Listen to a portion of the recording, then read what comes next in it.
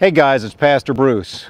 We're in 1 Corinthians chapter 11 today, and if I can give you a title for this, it would simply be Order in the Church. The first half or so of this chapter deals with head coverings, and perhaps you know some traditions where the women still have their heads covered. The men probably do in public, but they take their hats off when they go into the church. I'm wearing a hat today in honor of this section, and true to my tradition, I'm standing outside the church with this hat on. Guys my age and older get really freaked out when younger guys come into the church wearing a hat. It's all they can do not to snatch it off their heads. In Corinth, the men uncovered their heads to honor God, and the women covered their heads to honor their husbands. But as we look at this section, we need to cut through the cultural practices and see three realities here. First, men are to be the spiritual heads at home and in the church. Second, women are equal to men in Christ, but they're to yield to men's authority. And third, guys, just because you have the authority, don't get too pushy about that. Yes, Eve didn't come from Adam, but every guy, even Jesus himself, has a mom.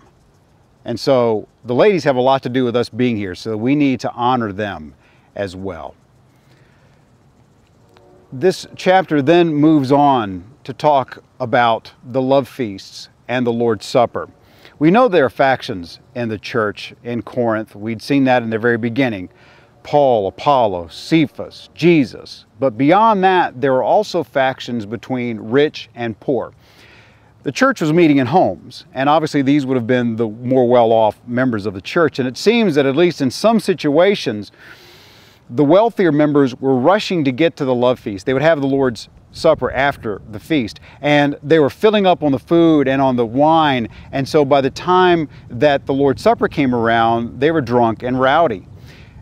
Paul rehearses the first Lord's Supper and shares with us in verse 26 that the Lord's Supper is to remember what Jesus did, but it's also for us to proclaim the gospel of Jesus Christ. And that really doesn't jibe very well when you've got dissension and drunkenness and gluttony and disrespect of your fellow believers. We need to come to the Lord's table with a clean account so as not to bring dishonor to it. And that includes being right with our fellow believer. Order in the church.